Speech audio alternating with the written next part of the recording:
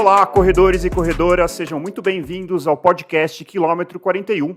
Meu nome é André Moraes, sou corredor amador e médico. Estou aqui com Murilo Groschutz, corredor amador e treinador de corrida. E hoje a gente tem um convidado muito especial, Felipe, que vai contar sobre a sua trajetória como corredor e a sua experiência em mais uma Major. A gente já falou aqui de Tóquio, já falamos de Boston e hoje a gente vai falar de Londres. Tudo bem, gente? Boa noite, Murilo. Boa noite, Felipe.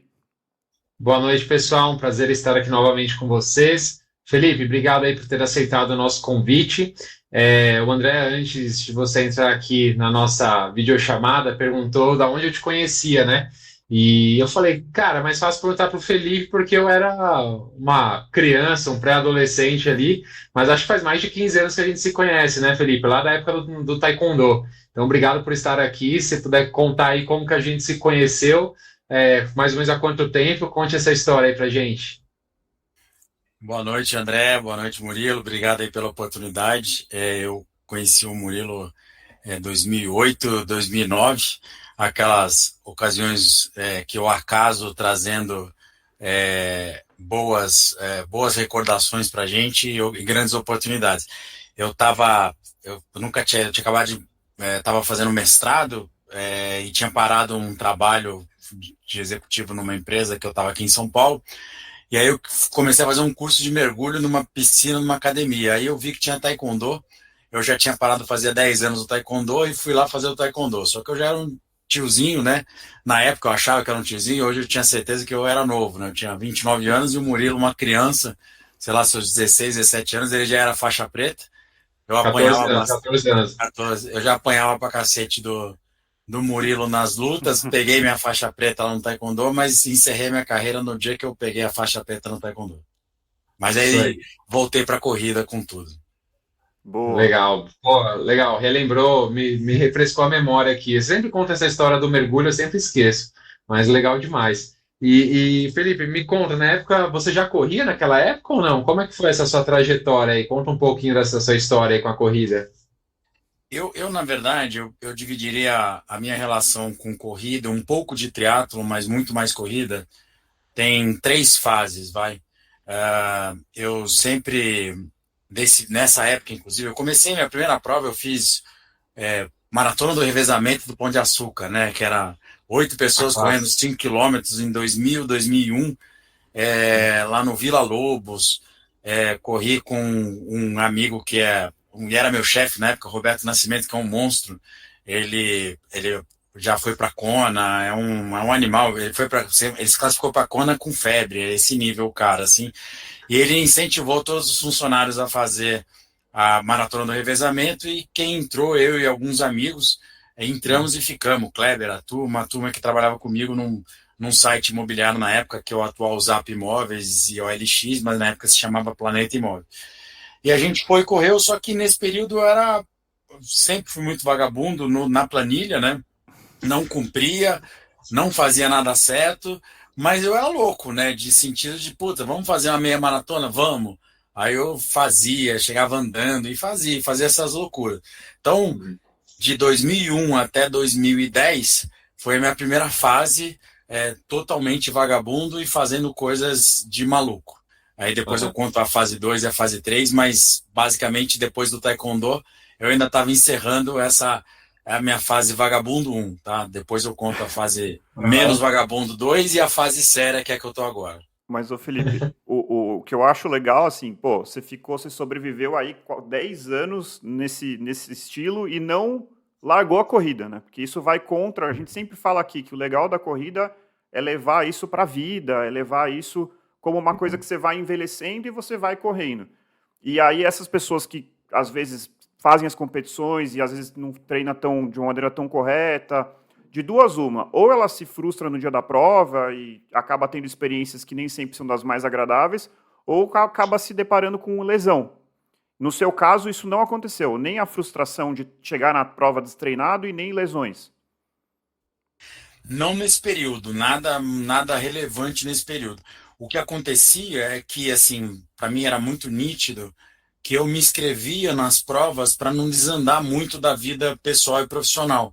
Então, quando eu tinha uma meia maratona, eu falei, cacete, eu tenho que fazer alguma coisa, né? Eu não treinava direito, mas alguma coisa eu treinava. Então, se eu não tivesse inscrito em prova nenhuma, eu saía totalmente da rota, né?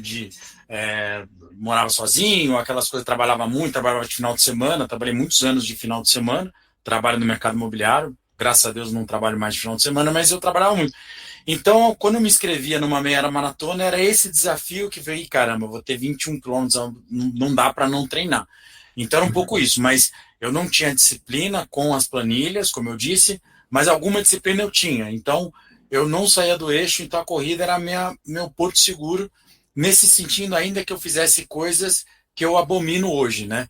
Eu fiz várias coisas completamente contra que eu não aconselho as pessoas a fazer. Vou falar de uma forma muito resumida, um ponto. Eu fiz aquilo que vários corredores fazem. Começa o 5K, já vai para o 10, vai para o 21.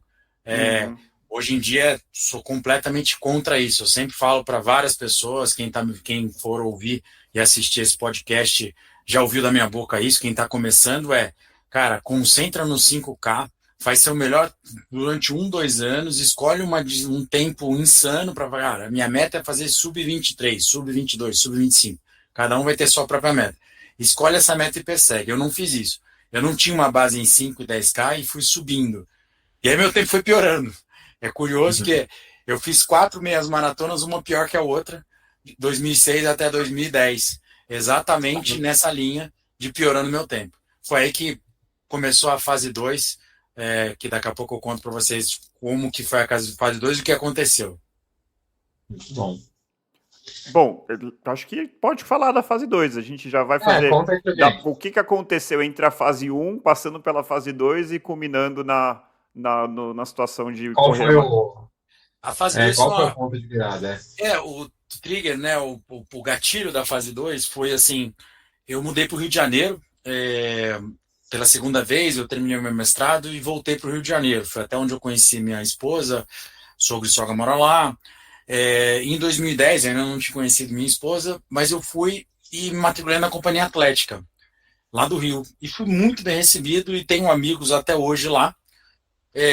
E comecei a fazer as aulas de running, ainda que eu não fizesse as minhas planilhas, eu fazia as aulas de running na Companhia Atlética lá do Rio e tinha uma turma, né, um grupo de amigos que a gente, vamos fazer a meia maratona. Uma vez a gente fez a meia maratona da Ponte, que saía da Ponte de Niterói, terminava na Perimetral, que já derrubaram, que não existe mais. O caos, aí, tipo, super calor, não tinha hidratação. Fiz várias situações dessa, só que eu fazia as planilhas e meus tempos começaram a melhorar bastante. E começou a vir a motivação, comecei a fazer sub 2 horas e tudo mais. E eu sou movido a desafios, né? E aí, em 2011, um amigo que mora em Atlanta, chama Rodrigo Dalla Verde, ele me liga e fala assim, pô, vamos fazer uma maratona? Aí eu falei assim, cara, tá maluco, maratona? Meia tá bom. Aí ele falou, não, vamos fazer uma maratona. Eu vi aqui, dá pra gente fazer Chicago, uma major. Dá tempo, naquela época não era tão difícil conseguir uma inscrição comprando, né? Aí, tá bom, quanto tempo eu tenho? Cara, você tem 3 meses para treinar. Eu falei, tá bom. Aí eu conheci o Rogério, que é um grande amigo meu, que é personal trainer lá no Rio, na Companhia Atlética, inclusive. Falei, Rogério, tô inscrito numa maratona. Ele tá louco, cara, você precisa de 6 meses. Eu falei, cara, vou fazer. Aí eu me inscrevi em Chicago e comecei a fazer a planilha com o Rogério. Aí bati meu recorde em meia maratona durante o treino, fiz em 1h43, que era um tempo espetacular para mim. E aí, nessa brincadeira, quando eu estava me preparando para a maratona, aí veio a história da lesão que você perguntou.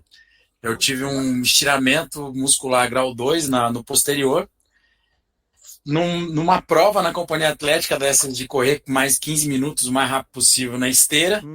Só que eu tinha bebido na noite anterior, porque assisti um pouco dessa vida louca na fase 2, ainda tinha um pouco da fase 1 misturado, né? Então eu tinha bebido na véspera e fui, já tava correndo bem, né? Aí eu falei assim, pro meu padrão eu tava correndo bem e fui pra esteira. Aí eu abusei, acho que fui por 17 por hora, senti 3 semanas antes de Chicago. Aí eu fui falar com um médico que é amigo meu, que é o Maurício Zenaide, que hoje inclusive é médico ortopedista do Santos Futebol Clube. Aí o Zenardi falou, Felipe, eu te conheço, eu sei que você vai correr de qualquer maneira, não importa o que eu falo.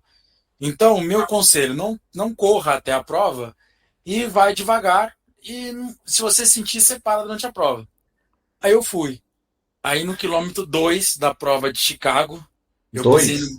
quilômetro 2, eu pisei num brinquedinho que não tinha nada a ver A com o lesão? posterior da coxa, virei meu pé no quilômetro 2 de Chicago. Aí eu. Só que eu tô nos Estados Unidos, né? Como é que você vai fazer? Aí meu pé começou a inchar, eu mancando, parei no posto médico, aí os caras não queriam deixar eu continuar, né? Porque americano é todo rigoroso com isso, aí empachei, minha pé já era uma bola de tênis. Aí eu falei, não, eu vou continuar. Pô, eu vim até, você acha que eu ia parar? Tava nos Estados Unidos, né? Aí eu precisava continuar. Aí eu fui meio mancando, meio indo, mas tipo, putz, eu tava até meio zonzo, assim, sabe? Tipo, eu lembro que tinham aqueles corretores com guia, né? Aí tudo em inglês, eu lembro que me passou. Os caras falaram Blind Runner, eu tava tão grog que eu ouvi Blade Runner. Aí eu falei, nossa, caçador de androides vai me passar aqui, né? Mas aí depois eu vi que era o guia me passando. Eu cheguei lá, porque eu fiz 5 horas e meia a prova, mas completei minha maratona. Mas, de novo, ganhei a medalha, major, tal, não sei o quê. Mas ainda assim, era ainda essa fase 2, digamos, que veio uma mistura da fase um e ainda distante do período de disciplina que veio depois, mais para frente. Uhum. Tem uma lição Felipe, me diz. importante aí, desculpa, tem uma lição importante aí nessa história que é não invente nada novo, diferente, próximo à maratona. Então, assim, tem É, uma competição na academia, péssima ideia. Então, assim, aham, não jogo tênis, mas fui para um hotel e resolvi jogar uma bolinha ali porque meu primo joga. Não faça isso. Eu já vi uhum. tantas histórias dessas, pô, nunca joguei beach tênis, fui jogar, perto da maratona, torci o pé. Isso aí é clássico, né? E aí, no caso, uma prova de 15 minutos correndo para o máximo deve ter chegado numa velocidade que você nem nos treinos estava fazendo, né? Uma coisa, um estímulo completamente diferente, né? Com volume de treino lá em cima, então Exato. musculatura fadigada, e aí aconteceu a lesão. Não, uma estupidez sem tamanho e é o que é o normal, né?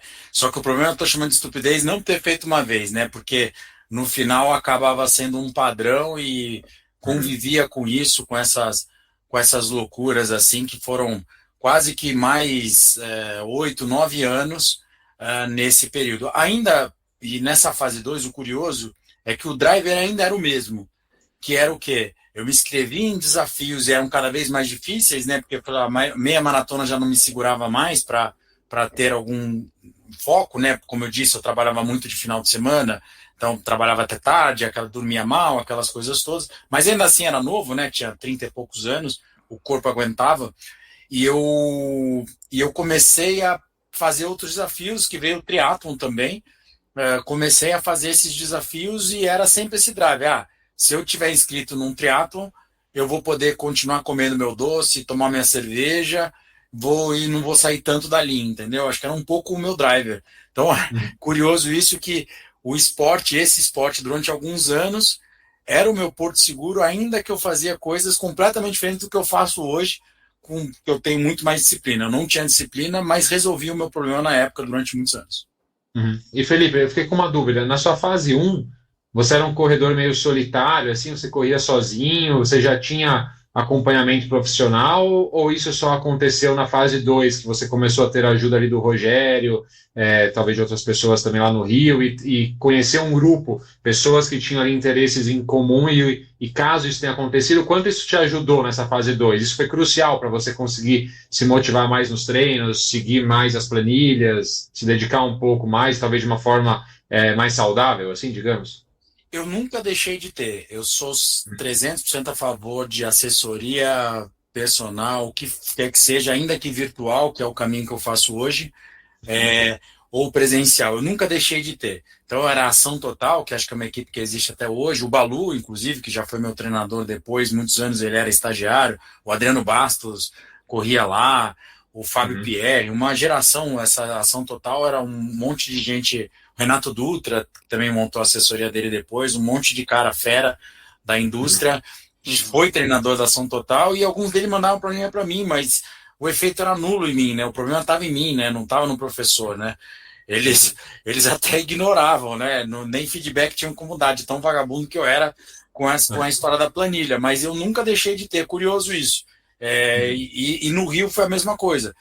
Aí eu fazia as planilhas lá da Companhia Atlética, mas quando eu voltei a me inscrever em prova foi quando eu procurei o Rogério e depois eu fui para o Pablo, que eu fiquei muitos anos, que é uma equipe de triatlon, que também me orientou durante muitos anos, e também o coitado do Pablo pegou uma fase ainda de vagabundo, então hoje ele vê eu melhorando para caramba os meus tempos, ele dá risada, porque ele não pôde aproveitar, digamos, como treinador, receber esses números que eu tenho bastante orgulho de ter conquistado nos últimos 4 anos. Uhum.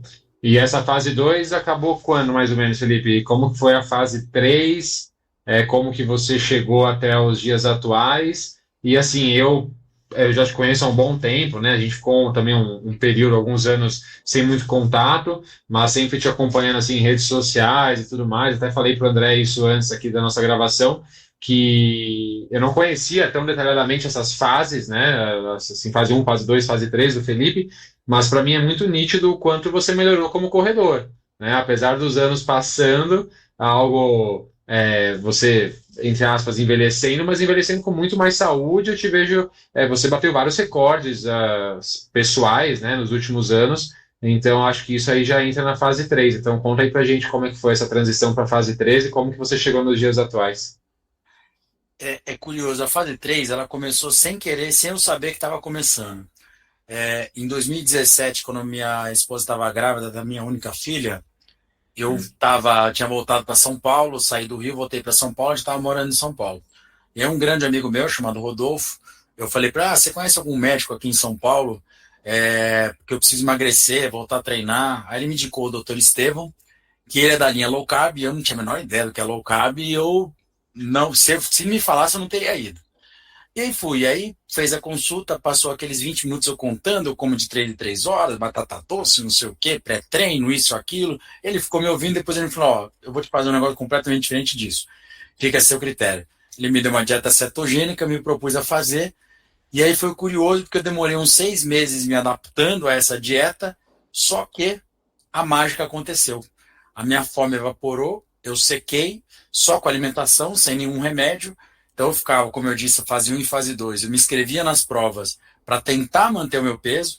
Eu acabei não contando, mas depois a gente pode até contar aqui em detalhes, mas eu cheguei a fazer 2 Ironmans fulls, 6 meios Ironmans na fase 2, tá? Então eu fiz coisas surpreendentes para um vagabundo, mas eu fiz.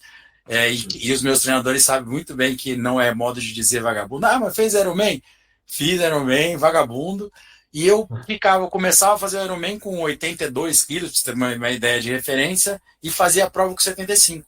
Só que depois que eu fiz a dieta cetogênica e estou há 7 anos nessa pegada low carb, paleolítica, jejum, toda essa mágica aconteceu comigo, depois que eu aprendi a treinar nesse mundo, eu não passo de 72 quilos sem nada. Treino muito menos, então o meu volume de treino aeróbico comparado com o Ironman é menos da metade, e o meu peso completamente controlado. Pra você ter uma ideia, a minha primeira maratona que eu fiz da fase 3, eu fiz com 66 quilos, olha isso. 10 quilos a menos que o meu melhor forma de Ironman, e totalmente controlado, sem esforço e tudo mais. Claro que teve uma adaptação, mas ela aconteceu sem querer. Essa fase 2 aconteceu com isso porque, conforme meu peso começou a ficar controlado, eu comecei naturalmente a renunciar doce, uma série de coisas, naturalmente. Inclusive o álcool acabou dando uma reduzida e teve uma vida disciplinada. E para concluir essa resposta, aconteceu o seguinte, aí mais ou menos 2019, um pouco antes da pandemia, eu cheguei à conclusão comigo mesmo, falei, cacete, eu tenho 20 anos desse negócio, tinha certeza que eu era vagabundo e falei, cara, vou colocar uma meta insana.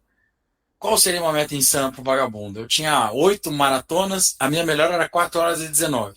Aí eu ouvi falar sobre Boston. Aí eu falei, vou tentar ir para Boston. Aí, obviamente, a única pessoa que acreditou em mim foi meu falecido pai. Ele falou que se eu tentasse eu ia conseguir, nem eu acreditava. Mas eu falei, fui pesquisar e eu vi que para ir para Boston eu tinha que baixar 1 hora uma maratona. Aí eu tô nessa pegada, ainda não consegui, mas estou tentando isso até hoje. Então, quando eu decidi isso em 2019, juntou as duas coisas, eu estava com o peso controlado. E aí, em 2019, eu entrei nessa pegada de ir para Boston, procurei o Balu, que era meu, já conhecia ele, e ele também era dessa pegada low carb, e comecei a treinar com o Balu e bati todos os meus recordes a partir de então. Foram quantas maratonas depois que você tomou essa decisão de tentar o índice para Boston? Foram só 3, mas eu tinha feito umas 8 antes, mais as do Ironman, e todas que eu fiz as 8 antes, acima de 4 horas e 19, todas eu andei, todas eu me sacrifiquei, todas foi dolorido e sofrido e não fazia sentido. E essas 3, curiosamente, eu termino mais rápido e muito melhor, em todos os sentidos, recuperação melhor, e não tem nem como comparar com o que acontecia anteriormente. Ou seja, eu me inscrevi em maratona antigamente para não desandar a vida, né? Hoje em dia eu me inscrevo em maratona e me preparo para uma maratona. Não consigo me ver um dia na vida, vou fazer a maratona por fazer. Não vou fazer o que eu já fiz muito na vida, nunca mais. Não pretendo. Nem maratona, nem Ironman, nem Ironman. Ou eu faço sério ou não faço.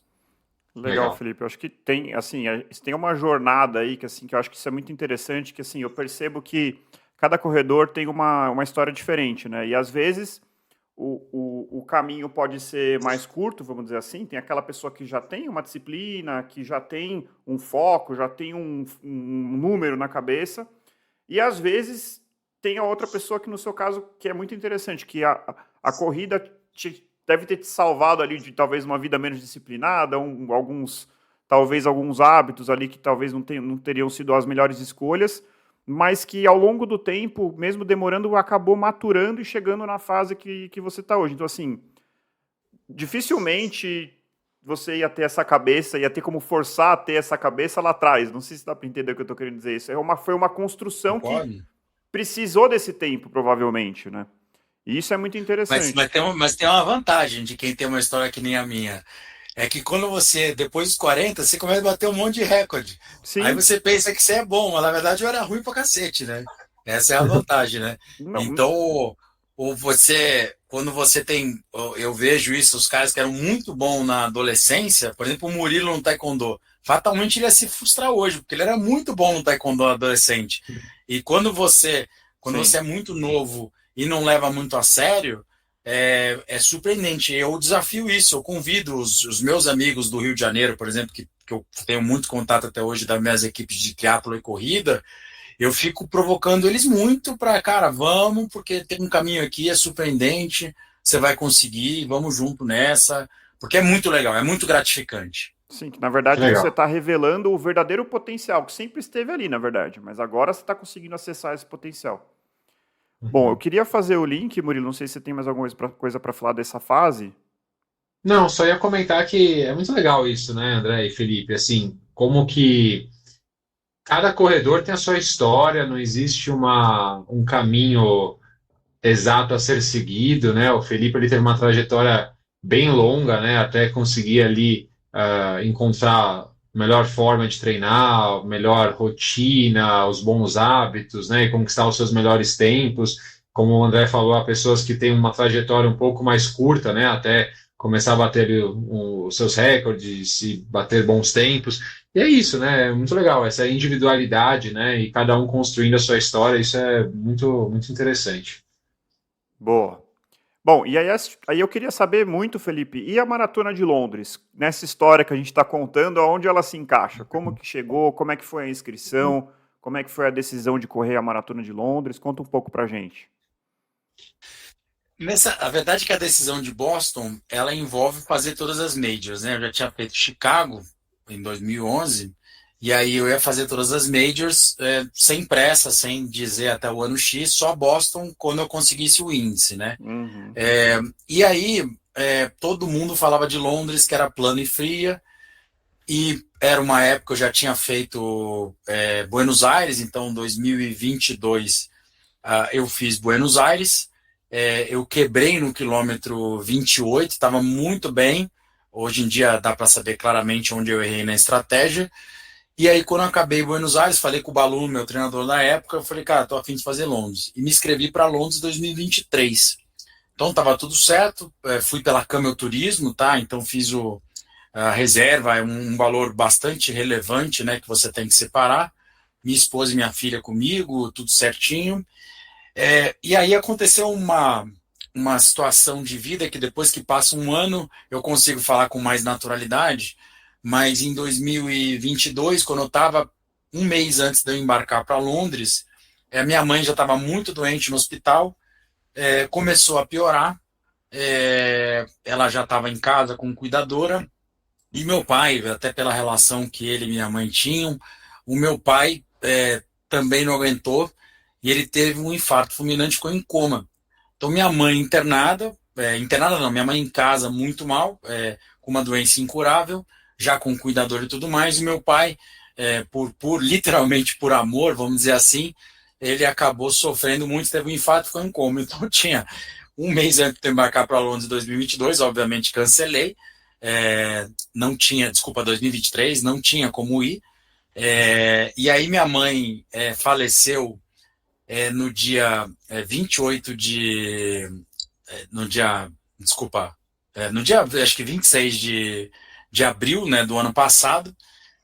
E aí o que aconteceu, a mágica em relação. Por que eu estou tocando nesse assunto? Porque a corrida tem tudo a ver com isso. Vocês vão entender. Eu cancelei a viagem, aí era radicalmente irrelevante ir para Londres, né? O meu primo que estava indo comigo, ele acabou indo. Ainda que o sogro dele também, que é primo do meu pai, estava doente, eles optaram por ir, e graças a Deus meu tio melhorou bastante desde então.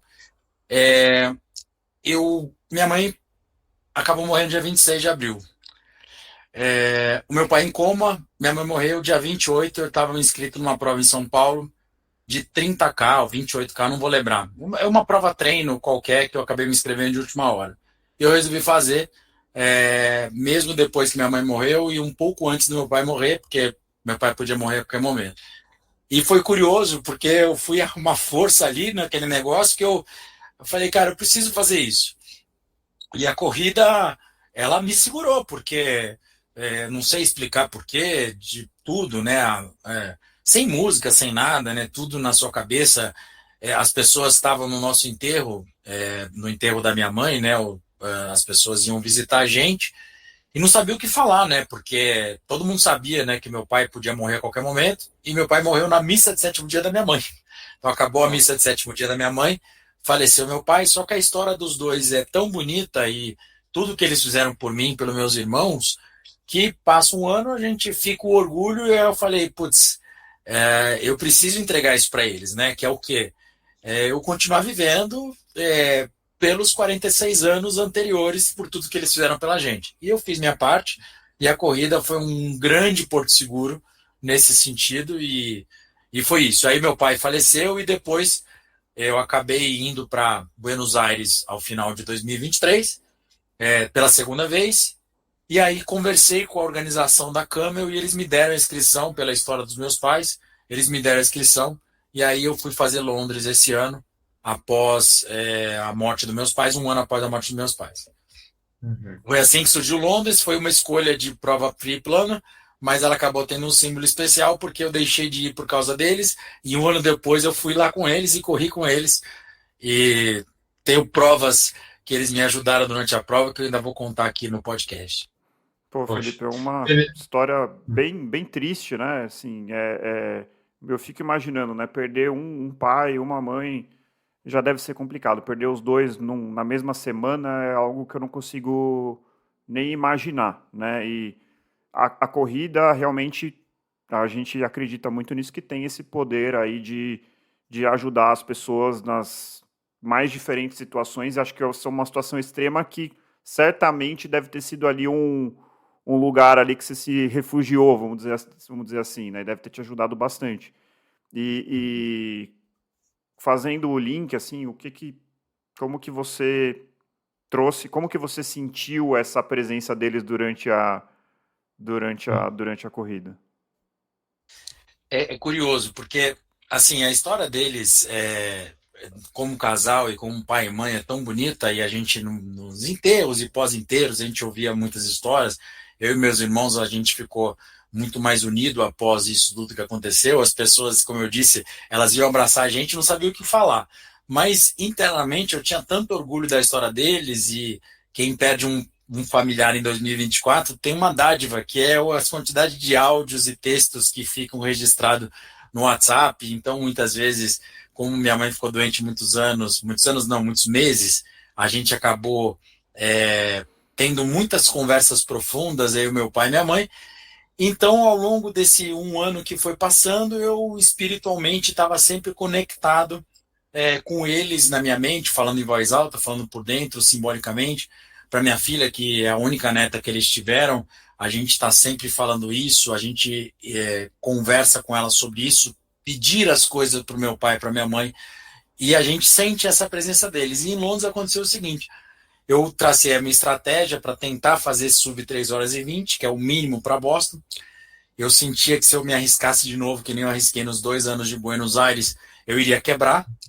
E aí eu fui seguir o pacer de 3 horas e 20, porque eu não ia seguir o de 3 horas e 15, que é o que eu realmente preciso para Boston, 3 horas e 15. Mas eu falei, olha, eu vou tentar 3 horas e 20. Então, só para ter referência de números, eu saí de 4 horas e 19. Minha primeira maratona Buenos Aires, 3 horas e 40.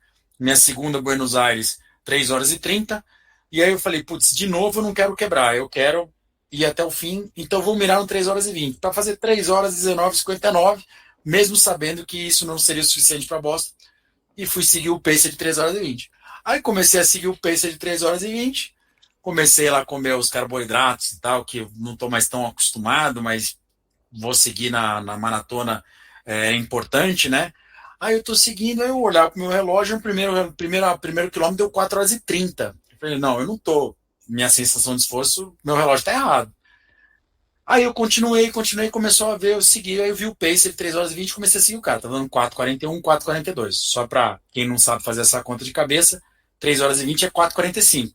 3 segundos por quilômetro parece pouco, mas é sutilmente diferente para uma maratona. Certo. E aí eu comecei a sentir que eu tava fazendo um esforço maior do que eu queria. E o cara seguindo, falei, esse cara tá errado. Aí o pelote do 3 horas e 20 aí já era o quilômetro 16, 17. Aí eu falei em voz alta, já que ninguém entende mesmo, não achar que eu era louco, né? Ele de português, né? Tranquilo. Aí eu falei, pai, mãe, me ajuda, não tô conseguindo seguir esse tiozinho aqui. Me ajuda, pai, me ajuda, mãe. Juro por tudo que é sagrado. Deu 1 quilômetro, o cara caiu no chão. Pá! Tropeçou e caiu no chão. Aí eu ainda brinquei com meu pai. Eu falei, pô, pai, não era pra derrubar o tio aqui, né? Porque acho que ele tropeçou e caiu. Aí eu falei, putz, acho que era o sinal que eu precisava, vou seguir minha prova. Aí comecei a reduzir meu pace, fiz em 4,45, 4,44, 4,45, e aí o tio passou, depois de novo. Aí eu vi ele já mirando no 3 horas e 15. Eu falei, cara, pô, foi pegar um pacer que tem problema de autoestima, cara, ele queria ferrar todo mundo, né, cara? O cara queria 3 e 20 fazer em 3 horas e 10, ele queria me ferrar, mas graças a Deus eu não segui mais ele, graças a meu pai e minha mãe também, que acabaram me ajudando. Então a prova viva foi isso. E aí, quando eu pego as minhas parciais, eu até mandei para o Murilo logo depois que eu terminei, é surreal. Meus primeiros 5 km, 4,42, 10 km, 4,42, 4... aí depois 4,44, 4,44, 4,44, 4,44, 4,44. Então, assim, foi um reloginho. Aí no quilômetro 41, a minha esposa conseguiu com a minha filha, que é muito cheia, é uma prova muito fantástica. Aliás, eu não estou vendendo Londres aqui, é importante reforçar para quem pensa em fazer. É incomparável, nunca vi nada parecido. Eu acho que eu até vou me decepcionar com as outras maratonas pelo mundo. Não é possível que tenha uma coisa mais legal que Londres. É muito legal o público, o inglês é um povo fantástico. A minha esposa estava com a minha filha, abriram um espaço para ela no meio da multidão, para ela ficar na grade. Aí no quilômetro 41, a minha esposa me viu, e aí eu não imaginei que eu conseguisse encontrar com ela. Aí ela falou, eu te amo, eu falei, eu te amo, eu já estava no final e eu estava feliz da vida, porque pela primeira vez na vida, depois de 24 anos de carreira, eu estava fazendo uma maratona do início ao fim, correndo de ponta a ponta. Eu nunca tinha conseguido isso, porque das outras vezes eu tinha me arriscado e das outras vezes eu era vagabundo. Então dessa vez eu consegui equilibrar, então foi mágico Londres, assim, por toda essa história, não preciso nem dizer, né, que do quilômetro 39 em diante, aí eu não corro com música, mas eu fiz questão de correr. O Dallaverde, esse meu amigo que me fez Chicago comigo, ele também perdeu a mãe recentemente, eu, irmão, então ele também tinha umas músicas, e ele falou, cara, vai correr de música. Aí eu falei, tá bom, vou correr de música. E aí, o que aconteceu comigo? No quilômetro 39, tocando Roberto Carlos, Como é Grande Meu Amor com Você, numa corrida, né? Quem vai colocar Como é Grande Meu Amor com Você meu amor por você numa maratona. Eu Mas coloquei. tinha significado para você, né? E eu cantava lá, e o pessoal, como é grande, e eu correndo que nem um maluco, mas nem era ritmo techno, não, era a original mesmo. Original. E ainda tinha Richard Clement no piano, Clayderman no piano, que minha mãe quis nas bodas dela, bodas de 50 anos de casado. Então eu pus várias músicas das bodas de 50 anos dos meus pais, e músicas que têm um significado para mim, para minha filha, para minha esposa, e meus pais e meus irmãos. Então foi isso. Então foi uma corrida mágica, que eu tava, acabou a prova, no dia seguinte eu tava completamente muito, muito, muito melhor que todas as outras 11, 12, sei lá quantas maratonas eu fiz antes, e muito mais rápido. Pô, que Sensacional. demais. Pô, legal demais essa história, Felipe. Obrigado por compartilhar com a gente. Poxa, como a corrida foi um porto seguro para você, né? Te segurou nesse último ano aí que foi talvez um dos anos mais difíceis da sua vida, né? Em termos de emocional, família. Então, nem se compara, né? O que eu vou falar, mas assim, eu passei, estou passando, terminando de passar, acho que você nem sabe, mas minha mãe também teve algumas complicações pós-dengue, ficou internada, o último mês foi bem complicado. É impressionante como assim eu fui buscar no esporte, na corrida especificamente, também uma válvula de escape, assim, sabe? Tipo, de eu chegar para minha esposa e falar, olha, me rende aqui um pouco no hospital, que eu preciso ir para casa, eu vou correr 30 minutos na esteira que seja, e como isso faz bem para a gente, né? Para a gente conseguir respirar um pouquinho, a gente conseguir tomar decisões de forma mais sábia, a gente recarregar nossas baterias, parece contraditório, né? Recarregar as baterias correndo, mas é exatamente o que acontece, pelo menos para nossa mente. Então isso é fundamental. O meu exemplo foi muito pequeno perto do seu, mas eu imagino o quanto isso tenha sido importante para você. Então, obrigado por compartilhar essa história aí tão pessoal, né? Tão íntima assim também. Então, legal demais. Espetacular. E a gente, e tem uma coisa também que a minha esposa, ela, meus pais eram os segundos pais para ela, meus sogros e sogras são vivos, mas a afinidade, né, por ela ter vindo do Rio de Janeiro, então é muito pesado aqui em casa tudo que aconteceu, mas ao mesmo tempo eles foram tão legais com a gente, e a própria Mariana, que é aluna do Murilo, inclusive, a minha esposa treina com ele, mesma coisa. Então, a gente recentemente, lá em Santos, teve a missa de um ano de morte deles, e no dia seguinte estava eu, meu irmão, que ficou uns quase 10 anos parados, correndo, correu os 10 quilômetros, eu, ele e minha esposa, corremos 10 quilômetros da tribuna lá em Santos, todo mundo é de lá, meus pais moravam lá, então foi tudo a corrida é a base desse tudo aí. Então, o meu casamento é muito legal, porque há muitos anos é isso. Quem vai correr primeiro para ficar com a filha, para levar a cachorra para passear, depois vai o outro, um cobra o outro de uma forma positiva. Cada um compete consigo mesmo, mas um vai puxando o outro, e a corrida é mágica nesse sentido, e tudo que vem a reboque, né? E a minha esposa é parceira mesmo, né? Porque a quantidade de viagem, de prova, não vamos para tal lugar, deixa de beber, vai fazer não sei o quê, tem aniversário, não, porque tem a corrida no dia seguinte, eu sou um abençoado, porque as histórias que a gente ouve de falta de apoio, aqui em casa eu tenho apoio nota 1000 e é fantástico. Isso é fundamental mesmo, para entender a cabeça, né? Tem, acho que para quem não corre, às vezes olha para assim, pô, mas maratona precisa correr 42, a gente fala assim, 42 quilômetros não tem como ser saudável, essas coisas assim que a gente às vezes escuta. É importante que as pessoas com quem a gente vive entendam, né? Essa entre aspas, loucura, né? Não, e você está mexendo com uma carcaça, eu tenho 47 anos agora, você está mexendo com coisa muito séria. Então, se você, por exemplo, não se cuidar, por exemplo, além dos treinos de força que eu fiz com o Murilo nesses anos todos, eu fazia força por conta própria também, um exercício que o próprio Murilo passava para mim, e eu comecei a cuidar de mobilidade com o Pilates. Então, eu faço Pilates no meu prédio mesmo, Pilates Itaim, lá onde eu trabalho, e isso é fundamental, além da alimentação, além de tudo. Então, assim, sem dúvida, a maratona pode ser muito prejudicial, mas o oposto também pode ser. Se você se cuidar, a maratona pode ser muito saudável, Uhum, mentalmente falando e fisicamente falando.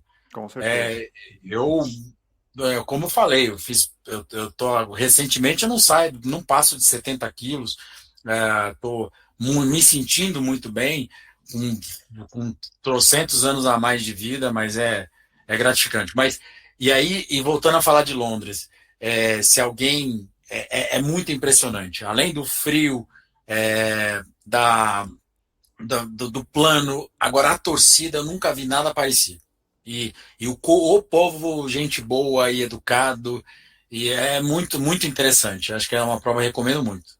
Legal. Que legal. Falando um pouquinho assim na Maratona de Londres mesmo, assim, que levantei aqui uns dados. Então a primeira edição foi em 1981. Quem fundou foram dois corredores que foram correr a Maratona de Nova York, conheceram a Maratona de Nova York e falaram, pô, não é possível que a gente não tenha uma Maratona de Londres. Desde então, aí eles fizeram uma arrecadação, levantaram 50 mil libras em doações e criaram a primeira, que foi em 29 de março de 1981. Nessa última, agora para 2024, o sorteio, foi o maior número de inscrições para uma maratona da história. 578.374 candidatos se inscreveram, entre aspas, né, para o sorteio, né? Sem contar quem vai entrar por agência ou por índice. Então, assim, o maior sorteio da história da maratona e, assim, acho difícil que alguma outra ganhe, né? Atualmente conta com entre 50 e 55 mil corredores por edição. E já arrecadou, depois você pode até complementar isso, mas já arrecadou mais de 1 bilhão de libras em doação. Então, assim, quando tem as inscrições, os sorteios e algumas pessoas que vão por doação para caridade, já arrecadou mais de 1 bilhão de libras. Então, assim, é realmente um evento de uma proporção absurda. Assim, ela realmente é uma major, mas é uma major dentro da major, vamos dizer assim, porque realmente é uma prova muito especial. Eu, infelizmente, não conheço, mas certamente tenho esse sonho de um dia correr. E eu queria falar um pouquinho assim das características gerais. Um dos pontos era a torcida, você já falou. Alguns amigos meus que já correram falaram que assim, é 42 quilômetros de apoio, do começo ao fim. É isso mesmo? Sem dúvida, é isso mesmo. E vamos falar até de antes, é muito surpreendente. Eu desconheço todas as provas, as majors, os detalhes do percurso, mas a Maratona de Londres ela tem 3 inícios diferentes para ter mais dispersão. Então eles conseguem organizar, ter os mesmos 42 e 200 lá dos 3 percursos em saídas em ruas diferentes. E lá no background, lá atrás, eles montam uma estrutura digna de uma micareta em cada um das 3 saídas. Então eles têm trocentos banheiros, estrutura, o guarda-volume tá lá, tipo assim, num espaço de, sei lá, 5 mil metros quadrados, você vai estar só com a turma que você vai sair ali sem você ter que ficar andando, você fica parado ali. 6 graus estava, então perfeito para início de corrida, mas tipo, tem que levar um agasalho a mais que você vai jogar fora ou colocar no guarda-volumes. Como o guarda-volumes está bem perto da entrada, você pode inclusive não jogar fora se você quiser. Eu levei um que eu acabei doando, levei gorro, luva para doar também, mas tipo, assim, é muito organizado, é muito impressionante, eu nunca vi nada parecido. Tudo um robozinho, 10 horas e 5 é o Bellot, não sei o que lá, não sei o que lá. Aí às 10 horas e 5 saía e você ia se encontrando com as outras e os pacers, né? Tirando esse pacer aí que tinha excesso de autoestima, os outros pacers aparentemente se faziam o que tinha que fazer, que é seguir o pace. Mas brincadeiras à parte, torcida do início ao fim, atravessa a cidade, você vai em vários pontos turísticos, mas assim, não é que a torcida vai ter uma pessoa ou outra. Vários lugares é multidão, muito maior que São Silvestre, assim, no final da São Silvestre. Mas muito interessante. E é engraçado, porque não é uma visão clássica que a gente tem, talvez, do inglês, né? Assim, as pessoas, a gente tem essa visão de que a pessoa é mais fechada, mais quieta, introvertida, talvez, e nesse momento eles realmente estão lá para apoiar. Então isso é surpreendente, assim. Legal Várias demais. situações da Mariana, minha esposa, várias situações dela pedir ajuda, o cara parava o que estava fazendo para ajudar, falar vai por aqui, vai por ali. É isso que você falou, e o inglês realmente preocupado em te atender. Várias situações, onde é o parque tal, onde é a bridge tal, onde é não sei o que e tal. Os caras ajudavam muito. E literalmente multidões. E tem uma questão do horário, né? As majors, por causa do clima, tem essa vantagem. A largada é 10 da manhã. Então você, por exemplo, em Santos, eu fiquei um pouco frustrado com os 10 quilômetros da tribuna, como caiu de público, porque melhorou o horário para o corredor, porque a largada é 7 e pouco da manhã, mas piorou para o público, né? Porque o público Então eu acho que tem uma correlação. E com o clima do Brasil é difícil você fazer uma prova às 10, 11 da manhã. Com Porque certeza. mesmo no inverno, impossível. Então lá em Londres é 10 da manhã e era frio de ponta a ponta. Então a minha esposa chegou no ponto a me encontrar meio de meio, né? Então ela já tinha passeado, tomado café da manhã. Então não era aquela coisa chata de chegar às 7 horas mal acordou para assistir a maratona, né? Legal Sim. demais. E o percurso vai circundando o rio, né? E ele, além do público, é um percurso bonito? Como é que... Muito bonito, muito bonito. Eles estão, por exemplo, eles vão misturando os bairros, né? E vão mostrando vários pontos turísticos, uma Tower Bridge. Aí tem um trecho tem todo bandeira de arco-íris, mais de 1 quilômetro, com orgulho LGBT. Então você vê, inclusive tem uma drag queen no caminhão, é muito divertido. E um clima leve e alegre absolutamente o tempo todo, das pessoas passando, bem também aquela coisa do americano com placas engraçadas, né? Sei lá, Chuck Norris never run a marathon, you did, tipo, coisas do gênero, tipo assim, sei lá, quilômetro 5, fala assim, só falta 37 quilômetros agora, vai na fé e por aí vai. Então, assim, várias e várias placas de humor e brincadeiras, e eu tava com uma camisa escrito Felipe, e o tempo todo as pessoas ficavam, vai Felipe, Felipe, let's go, e aí o pessoal vai associando eu com o espanhol, eu falava, vamos Felipe, e aí tipo, ficava o tempo todo, e go Felipe, tempo, mas sério, eu vi meu nome dezenas de vezes e aproveitei aquela minha fama repentina, punha a mão no ouvido, vamos lá, vamos lá, vamos lá, e eu ia fazendo isso, né, fingindo que eu era uma celebridade lá no meio, né. Que legal. Legal Felipe, sobre o demais. percurso aí, né? O percurso tem muitas quebras, assim, curvas, ruas pequenas ou não? Como que é? Porque até onde eu sei, a Maratona de Londres ela é plana, ela é fria, mas o trajeto ele não é muito linear, digamos assim. Não, Estou errado ou tem, não? não, tem muitas curvas, tá? Muitos, poucas ruas estreitas, a grande maioria das ruas são largas, muito Tá. poucas ruas com lombada, essas coisas todas, né, com desvios, Sim. mas ainda que tenha as curvas, muitas vezes você, sei lá, por exemplo, Buenos Aires, às vezes você está debaixo de um viaduto, não sei o que obviamente não vai ter ninguém, mas lá em Londres, ainda que tivesse várias curvas, sempre tinha gente, então você não vai percebendo essas viradas, mas eles fazem um negócio, eles são tão organizados que eles põem uma linha azul que é o da Elite, que é exatamente a marcação dos 42.200. Quem fizer aquela linha azul, pela tangente daquele lá, vai fazer o 42.200 para que a pessoa não fique no zigue-zague. Isso é uma coisa que pouca gente sabe, mas assim, as maratonas mais organizadas têm essa linha azul. Então, assim, se tiver... O que acontece? Se você não segue essa linha, no final das contas, você vai acabar correndo mais do que 42.195. Então, sempre que você estiver numa maratona e achar uma linha azul, vai, coloca o pé ali em cima e vai seguindo, que você vai fazer o caminho mais curto do início à chegada. E numa maratona, correr não seguindo essa linha, né? Pode aumentar muito a sua Muito, distância, muito. né? E aí vai. Eu já ouvi falar, claro que isso depende muito, que pode chegar a ser 1 quilômetro a mais ao final da maratona. É óbvio que isso é Sim. muito variável, depende do percurso, mas assim, se você fizer as curvas errado, ficar zigue-zagueando, às vezes a pessoa está na ânsia de ultrapassar e fica zigue-zagueando, assim. E isso aumenta muito, no final das contas, o tempo, os números de quilômetros, de metros que você corre numa maratona, né? Mas aí o ser humano tem aquela capacidade de sempre terceirizar a culpa, né? E a culpa é do GPS sempre, né? Ah, sim. O relógio que tá errado. Um ponto importante que acabei falando ano passado, o frio. Tem que respeitar muito, tá? É fantástico para você fazer a prova. Nos últimos 3 anos, até onde eu acompanhei, que eu tive amigos que fizeram, foi perfeito, né? No meu caso, acho que foi de 6 a 9 graus a maior parte do tempo, que é a temperatura mais do que perfeita para uma performance. Mas, assim, o antes, não, assim, mas nem pensar, não dá. Eu tava com um agasalho e minha boca batendo dente mesmo, com agasalho, Sim, sim. batendo dente. Levei uma meia a mais, que eu tirei um pouco antes da prova, coloquei lá no guarda-volume, e também o guarda-volume. Como o guarda-volume é muito organizado, é bem depois da chegada, então vale a pena você ter roupa seca, toalha, como Londres pode chover também, capa de chuva. Então, assim, se preparar para tudo, abusa de colocar no guarda-volume, porque quando termina, tá muito frio e é perigoso você ficar doente, com toda certeza, Sim. porque você vai andar muito. Porque quando acaba, você vai ter que andar muito porque tá tudo fechado.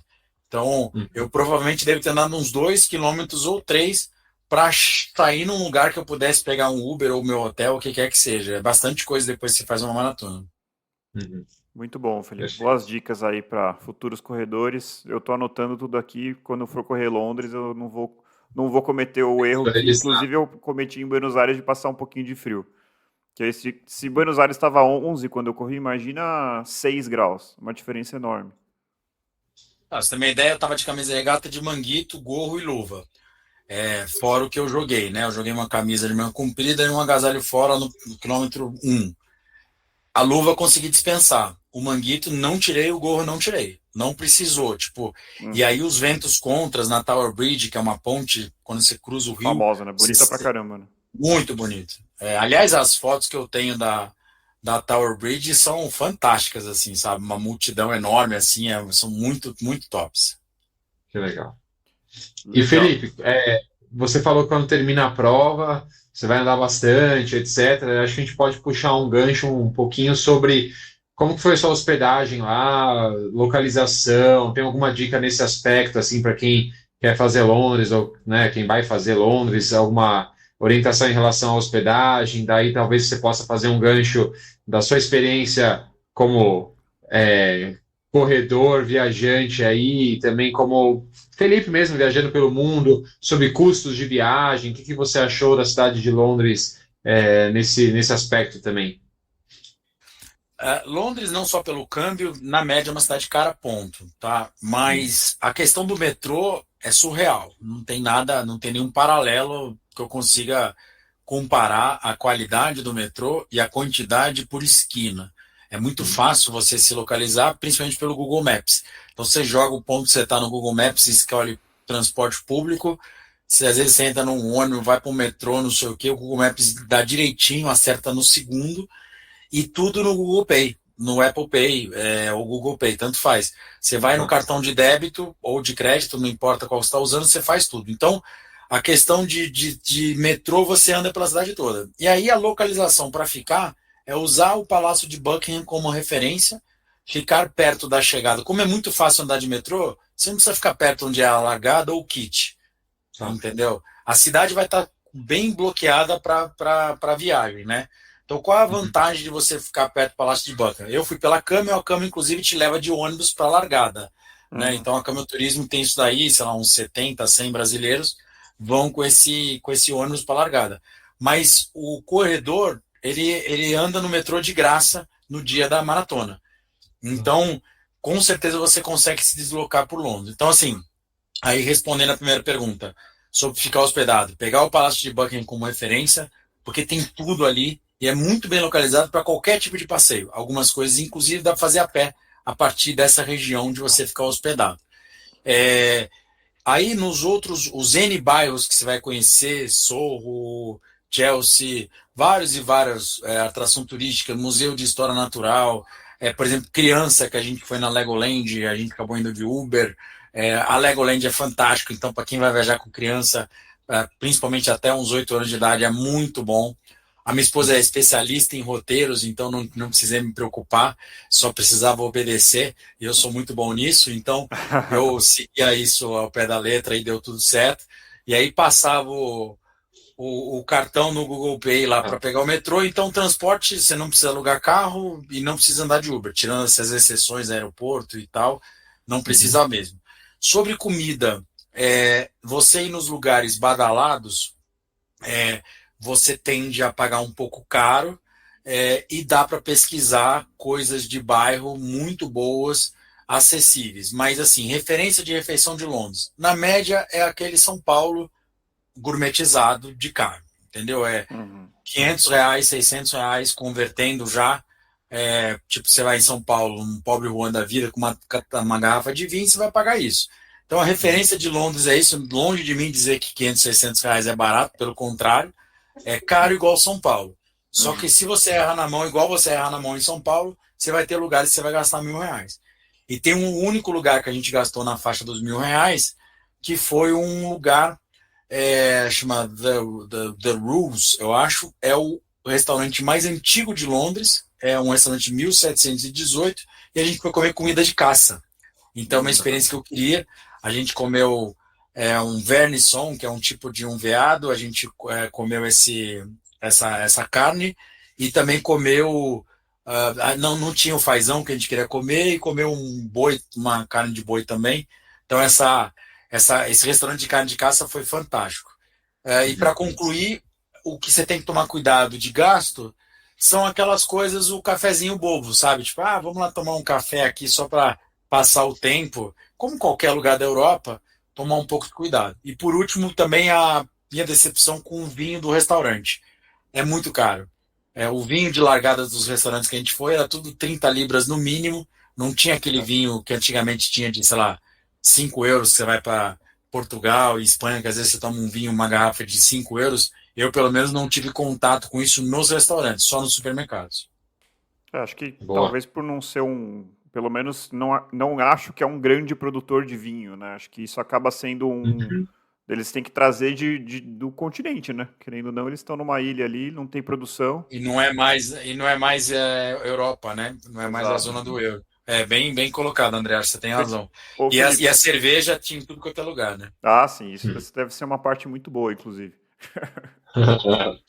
Ô, Felipe, me fala uma coisa, não sei se você se sente à vontade, assim, mas e também acho legal, assim, contar essa experiência que você foi por uma agência de viagem. Não sei, acho que é uma coisa que a gente trouxe outras pessoas já que correram majors e elas foram de outras maneiras, assim. Qual é a faixa de investimento, assim, para o corredor, né? Claro que se levar família, a gente está falando de outra realidade, mas assim, para um corredor hoje ir pegar, reservar, que seja com a empresa que você foi ou a outra de mercado, quanto que está na média orbitando aí a passagem, a hospedagem e a entrada? Vocês conseguem me dizer esse número?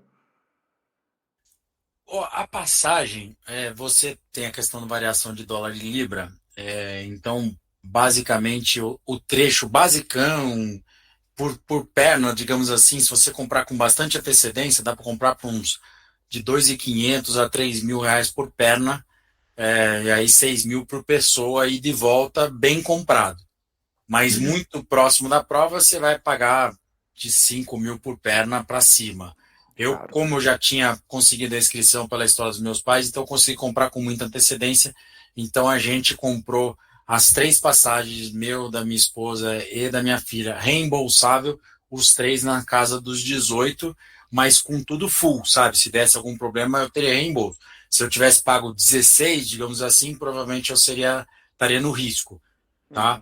Já com seguro de viagem e tudo mais. Aí da agência, propriamente dito, eu chutaria que é algo com a família, porque não tem como você dissociar, porque você tem que comprar a estadia do Entendi. hotel da agência. Então, a inscrição são 300 libras, que multiplica por 7, 2.000 reais. Então, preço de inscrição de Ironman, né? É muito caro uma inscrição de Londres. Se você conseguir, não é qualquer um que vai poder pagar os 300. Você tem que pagar os 300 libras com a estadia. E aí a estadia em Londres, no geral, é meio Nova York, tá? Uma estadia relativamente cara. Então você vai ter que pegar as 4 diárias mínimas lá. Então provavelmente o pacote vai sair entre 15 a 20 de estadia mais inscrição com a família tudo, só que aí você está resolvendo quase que toda a viagem. Realmente, como digamos, tudo vendido casado, você não tem muita alternativa em Londres. E sortear é melhor jogar na Mega Sena Tá que cada o vez cara vai mais ter mais difícil. chance, e aí depois ele paga a câmbio pelo que ele ganhar na Mega Sena, que é mais fácil. Não, esse é um dos pontos, né? A gente tem falado aqui das majors e tá cada vez. Eu acho que só vai ficar cada vez mais difícil. A verdade é essa, porque a corrida está crescendo no mundo, as majors são cada vez mais famosas, então, infelizmente, para o corredor aí tá cada vez mais difícil e acaba tendo essa barreira financeira, né? Que a gente sabe que a realidade para o brasileiro médio é uma realidade difícil, né? Assim, é difícil de. Imagina fazer um desembolso Com desse. certeza. Mas é bom a gente ter noção, porque às vezes A assim. gente, a gente tinha que se juntar, né? A gente tá fazendo errado, nós 3, né? Nós estamos fazendo um podcast falando bem de Londres. A próxima vez a gente faz um outro para falar mal, para depreciar o valor de Londres. A gente está piorando a situação. Acho que a gente não tem esse poder ainda. Ainda. É. Muito bom. André, eu tenho mais uma pergunta para o Felipe Vai aqui. Eu acho lá. que a gente está chegando próximo das perguntas finais. Mas, assim, voltando da parte, eu queria falar mais um pouquinho da parte de treinamento, assim, do Felipe, né? Como a gente já sabe, o Felipe ali na fase 3, um corredor muito mais disciplinado, consciente da importância de uma série de fatores, né, que influenciam diretamente no seu rendimento, melhorando os seus tempos, né? Apesar ele já dos 47, né, Felipe? Dos 47. 47 anos, performando muito melhor do que com seus 30 e poucos anos. Isso é muito legal. Mas eu queria saber aí, Felipe, você mencionou a questão da dieta cetogênica, o jejum, que eu sei que isso funciona muito bem para o seu corpo, funciona muito bem para você. Mas o que mais, assim, e aí falando mais do treinamento, o que mais no quesito treinamento você notou que fez muita diferença para sua performance? O que que você mudou nesse sentido? Para você melhorar tanto os seus tempos. Assim, não tem como não falar do que o Balu me ensinou nesse período que hoje eu não estou treinando com ele, estou treinando com uma americana do triatlon, que é a treinadora desse meu amigo da La Verde, que eu também aprendi outras coisas, mas o Balu ensinou uma coisa de não ficar muito preso naquela coisa de vou correr 35 quilômetros, correr 32. Não, aprende a correr rápido primeiro. Então, a primeira coisa, em 2019, no início da pandemia, eu fiz isso, acho que muito bem feito, é começar a correr rápido de uma forma inteligente, né? Tiro de 200, tiro de 400, de 800, sem ficar muito naquela coisa de vou correr 50 quilômetros, vou correr 30 quilômetros, vou fazer 60 por semana. Eu, nos últimos 4 anos, eu devo ter no máximo 3 semanas na casa dos 60. Muitas semanas perto de prova entre 40 e 50 quilômetros e algumas entre 50 e 60. Então, assim, então você se lesiona menos, mas você aprende a correr rápido. E aí você ganha essa base. Então, a primeira coisa, 2019 eu não fiz nenhuma maratona, nem 2020, nem 2021. E o que eu fazia? Prova de 5K, aí eu bati todos os meus recordes de 5, 10 e 15. Todos de Hum. jejum, como você colocou. Então, todas as provas abaixo de 1 hora e meia, eu faço de jejum do início ao fim. Quando Uhum. fica perto de 1 hora e meia, que é meia maratona para cima, aí eu começo a comer. Às vezes eu largo o jejum, às vezes eu como antes, mas eu aproveito isso, o glicogênio, e aproveito a própria gordura como energia. Então, esse 5K, só para vocês terem uma referência, meu melhor 5K era 22:30, antes de eu ter de ser disciplinado. O meu primeiro eu já fiz sub 21, que é uma eternidade, né, para essa distância. Os meus Uhum. 10K, meu melhor era 45, eu fiz 42 e alto. Os meus 15K, sei lá, acho que era 1 hora e 25, eu fiz 1 hora e 15, não, 1 hora e 5. Então, assim, eu fui melhorando todas as distâncias rápidas até agora tá na hora de chegar ao volume. Então, Você a foi primeira construindo a dica base, né? a primeira dica é você tem que correr rápido. Essa base vai afetar todas as distâncias. Aí eu baixei aquela calculadora VDOT, tem um app aí disso daí, e eu uso isso de referência. Então, toda vez que eu fazia uma prova de 5K, pum, atualizava o VDOT, falei, opa, agora eu já estou apto a correr uma maratona nesse pace, se eu fizer o volume adequado para isso. Então, eu inverti toda a minha lógica dos 20 anos de corrida. Então, meus 20 anos eu ficava subindo a distância e piorando o meu pace. Eu inverti, eu concentrei no 5K, melhorei muito, fiz 3 provas 5K para depois ir para os 10 e por aí vai. Então a primeira coisa é correr rápido. Não tenha pressa. Diz que vou para Boston. Eu demorei 3 anos para tentar minha primeira Boston. Uhum. Porque não adianta você se enganar. Não adianta. Se o meu 5K não é compatível com o meu tempo de Boston, não adianta. Não vai existir mágica. Não, Não tem. isso é bem interessante. Hoje tem muito claro isso, assim. O corredor, se ele melhora a distância dele do 5K, isso tem uma correlação muito grande com a do 10, que tem uma correlação muito grande com a meia, que tem uma correlação muito grande com a maratona. É claro que na maratona você vai ter que ter um treinamento específico, uma fase de treinamento específico, mas é óbvio que se uma pessoa está acostumada a correr num ritmo mais lento, ela não vai conseguir correr uma maratona rápido se ela nunca correu um 5K rápido, um 10K rápido. Isso Uhum. vai muito junto, né? Porque no final das contas é a sua capacidade a sua capacidade aeróbica, a sua capacidade anaeróbica dentro de diferentes distâncias, partindo do pressuposto que você vai correr cada uma dessas distâncias para o limite. Então você vai correr 5K para o limite, 10K para o limite. Vai ter uma correlação muito grande. É claro que não é totalmente direcionado, isso varia muito das pessoas, de cada um para Uhum. cada um, mas tem uma correlação muito, muito clara mesmo. Claro, e para os nossos ouvintes, né, a gente não está falando que, nossa, eu fiz, sei lá, 22 minutos numa prova de 5 quilômetros e aí joga na calculadora e eu já estou apto para fazer uma maratona. Não é isso, como a gente bem enfatizou. Você tem que passar pela preparação de uma maratona, um ciclo de treinamento, mas significa que, fisiologicamente falando, a sua capacidade ali de melhorar, de fazer o tempo X, Y ou Z na maratona é aquela, né? Então, Exato. é importante você passar por diferentes fases. E aí o que o Felipe falou Eu também. acho, acho que serve, desculpa te cortar, Murilo, mas eu acho que Mas, serve o seguinte: se você faz os 5K em 22 e a uhum, correlação da maratona, sei lá, é 3 horas e 40, o que uhum, você não pode achar que você vai fazer a maratona em 3 horas e 5, não tem como. Acho que essa Impossível. segurança que eu. É impossível, essa segurança que eu tenho. E antigamente eu era meio que me enganava. Não, não, se eu fizer volume, eu vou. Não, não, você não vai conseguir. E não uhum. quer dizer que você necessariamente, com os 22, vai fazer os 3 horas e 40. Quer dizer que se você colocar o que o André colocou muito bem, que é o volume adequado para a maratona, você está praticamente com o passaporte da 3 horas e 40 com segurança. É isso. Perfeito.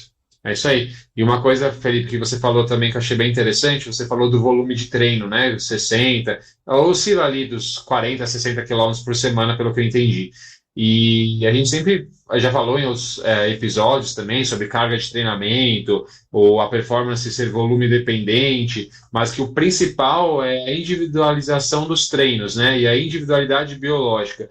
Então, para o Felipe, os 40 a 60 quilômetros estão sendo ideais, né? Estão permitindo que você melhore seus tempos, que você performe bem, etc. Talvez o Felipe correndo 80, 90 quilômetros por semana, talvez tivesse um efeito negativo sobre o seu organismo. Talvez você entrasse em overtraining, talvez você tivesse rendimentos cada vez piores, não se recuperasse tão adequadamente, etc. E há corredores que precisam do contrário, precisam de um volume um pouco mais alto. Então, isso varia muito de pessoa para pessoa também. Então é bem interessante. E até no último episódio, né, André, que a gente falou sobre. A gente gravou, vai ser lançado quando vocês ouvirem esse episódio, vocês já vão ter ouvido também o anterior, que a gente deu algumas orientações, né, para quando você for fazer sua primeira maratona, né? E aí uma das questões era qual é o mínimo de quilometragem semanal, de volume semanal. E a gente mencionou os 40, 50 quilômetros, mas não que isso seja uma preocupação muito grande, né? E às vezes os alunos me Uhum. perguntam, não, mas quantos quilômetros? Calma. Vamos nos preocupar com o todo, com os treinos, com diferentes tipos de treino, com o seu treino longo, a qualidade, o tempo, a sua velocidade, suas provas preparatórias. Isso é muito mais importante do que Exato. pensar no volume total. Claro que isso tem a sua importância, mas não é o foco principal do treinamento, né? Se é só você pegar um E faltou, paralelo assim que. Desculpa, Felipe. A Sifan Hassan, só um exemplo. A Sifan Hassan, atleta profissional que foi campeã de Londres em 2023. Ela nunca tinha corrido uma maratona oficial na vida. Ela é atleta de Hum. pista e ela é um monstro na pista. Corredora de 5 mil metros, 10 mil metros. Primeira maratona da vida. Pum, campeã de Londres. Por que isso acontece? Porque ela já tem a velocidade dentro dela. Ela já tem a potência, ela já tem uma capacidade aeróbica, anaeróbica esplendorosa. Ela adaptou o treino dela para maratona, foi lá, pum, ganhou. Ou seja, você pode parar assim, pô, como pode um atleta que nunca foi na maratona foi lá ganhar? Por que isso? Porque é justamente o que o Felipe está falando, a velocidade já estava ali dentro dela. Ela só Uhum. adaptou essa velocidade ao contexto da maratona. Então, lógico, que a gente está falando de agora de atleta profissional, não tem nada a ver aqui, mas assim, é um exemplo de como isso é adaptável e de como tem essa correlação muito clara, né? Perfeito. E eu tenho no período, na fase 3, fase disciplinado, eu tenho dois treinadores. Eu tenho o Balu, 3 anos e pouquinho, e a Chris, que vai fazer 1 ano. Basicamente, os dois têm o core muito parecido numa questão. O Balu, basicamente, dos 4 treinos da semana que eu faço, só faço 4 treinos, tem gente que faz 5, 6, eu faço 4. Basicamente, um leve e os outros 3 têm algum nível de força na proposta que ele tem, né? Então, o longo vai ter variações com paces próximo ou mais rápido que a maratona, e os outros sempre mais rápido que a maratona, os outros 2 fortes. Já o da Chris, basicamente, a planilha dela tem sido quase que sempre 2 treinos leves, mas com muito mais volume que o leve do Balu. O leve do Balu tinha 30 minutos, o dela é a partir de 45 minutos, muitas vezes, e os outros 2 só fortes. E o curioso é que os 2 foram importantes para mim, né, para a minha performance. Né? O Balu Uhum. fez eu sair de um patamar que é inimaginável. Né? É inimaginável correr confortável a 5:15, né? Tipo, hoje a gente nem percebe essa evolução, né? Imaginar que 5:15 às vezes é meu pace controlado, né? Uhum. Então, eu aprendi nisso com o Balu. E com a Chris, eu estou aprendendo a importância de correr leve. É fundamental correr leve. As pessoas ficam obcecadas com o Garmin, com o Strava, com não sei o que no dia do leve, e elas estão se comprometendo. Então, é respeitar muito o treino leve, porque o treino leve é onde exatamente você vai descansar treinando e vai estar pronto para treinar o forte, forte, né? Felipe, episódio Caramba, hein? 7, se eu não me engano. Não, 7 ou 8. Acho que é o 6. É o Que é o 6, nome né? do episódio é A Regra dos 80-20, devagar se vai mais longe. É isso? Então, assim, Uhum. correr E a gente não devagar, combinou, hein? a gente fez a seguinte conclusão aqui no podcast, no episódio. Saber correr devagar, na minha opinião, e o Murilo deu a bênção dele do treinador de corrida, para mim diferencia o corredor que é iniciante do corredor intermediário avançado. Você ter a Uhum. saber que você tá. Não, hoje é para fazer leve e fazer leve. Então a gente já tem um episódio inteiro sobre isso, não quero me alongar, mas eu acho que o que você está falando vem de encontro ao que a gente falou bastante no episódio lá. Então, saber correr devagar e nos tempos de Strava, Instagram, Garmin, é sempre mais difícil, né? Uhum. É um desafio, né? As pessoas, questões de redes sociais, né? A gente se compara muito com o outro, né? E normalmente, né? Não me coloco fora disso, a gente posta as nossas provas, nossos melhores Uhum. tempos, né? Mas aí fica o desafio, né? Posta lá o treino que você faz de rodagem leve, você performa 4:15, 4:20 na prova, posta lá o Exato. 5:40 que você fez no treino longo, na sua rodagem, né? Mas isso é para os corajosos, né? Na verdade, é para os Isso é, sábios, Murilo. é para os sábios, é Quem verdade. tem, quem sabe que assim, hoje é leve e é isso que eu vou fazer, eu não tô nem aí porque você vai pensar, esse é o sábio, entendeu? É aí que você tem que chegar. Uhum, com Bom, certeza. estouramos completamente o tempo, mas Mas tudo foi bom bem, demais. sinal que o papo tá bom. Eu queria perguntar para o Felipe, já a última pergunta, já fiquei empolgado aí com essa sua meta de Boston. Quando você atingir, que vai conseguir, tenho certeza, eu quero já te convidar de antemão para vir contar aqui. Uhum. E eu queria saber qual é a sua próxima corrida, como é que tá os seus planos aí? Você vai tentar ir pela segunda ou terceira vez essa classificação? Como é que vai ser?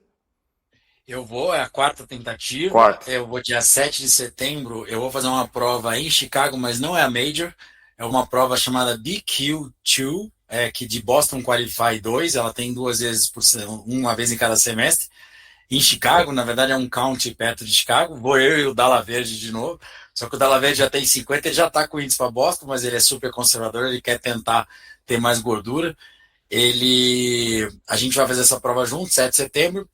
E é uma prova plana e parece que tipo, ela foi feita para isso. Mais que 50% dos corredores que fazem essa prova conseguem o índice de Boston. Eu até brinquei com ele e falei assim, pô, deve ter uns 37 quilômetros só, né? Para todo mundo conseguir, né? Mas brincadeiras à parte é essa. E aí é aquela história, né? Quanto mais demorar, mais legal vai ser, né? E aí, com certeza, a minha esposa não vai dessa vez, nem minha filha. Obviamente, acabou a prova, vou ligar para ela chorando quando eu conseguir.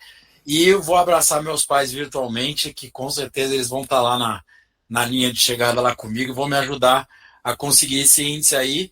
E vamos ver, né? Um pouquinho antes, é bem no limite, é uma semana antes do prazo que você tem para tentar Boston. Estou mais confiante porque eu não vou mais fazer Porto Alegre, né? Infelizmente, o problema que teve lá na cidade. E Sim. aí acabou sobrando tempo. Então, estou nos meus preparativos aí para essa prova de Chicago que não é Major. Sensacional, Felipe. Já está convidado, hein, para contar aí como você conseguiu o seu índice para Boston. Isso aí. Quem Tomara que eu sabe, consiga. tomara que seja esse ano ainda, né? É, Finalzinho do ano a gente vai gravar um novo episódio. Então, bora. episódio 52 do quilômetro 41. Aí vai ser a fase 4, que aí eu vou voltar a ser vagabundo, que aí eu vou só comemorar, né? Tô brincando. Ai, ai. Legal demais, Felipe. Obrigado aí por ter topado participar desse nosso episódio, do nosso podcast, numa segunda-feira à noite ali, abdicando de um tempo com a sua família. Então, obrigado demais pela sua participação. Muito obrigado, Felipe. Va- Obrigado por Valeu. compartilhar a história aí também da família, dos seus pais. Acho que foi bem interessante para compartilhar e inspirar outros corredores. Ótimo, obrigado a vocês pela oportunidade aí. Desculpa os latidos da cachorra no início aí do podcast, não sei se vai pegar aí. Tranquilo, mas não tem problema nenhum. Então, obrigado, um grande abraço para vocês aí. Valeu, bom, Felipe, pessoal. Obrigado. Então, corredores e corredoras, encontrem seu motivo para continuar correndo e nós nos encontramos no próximo quilômetro 41. Até lá. Muito obrigado. Até lá. Valeu. Até.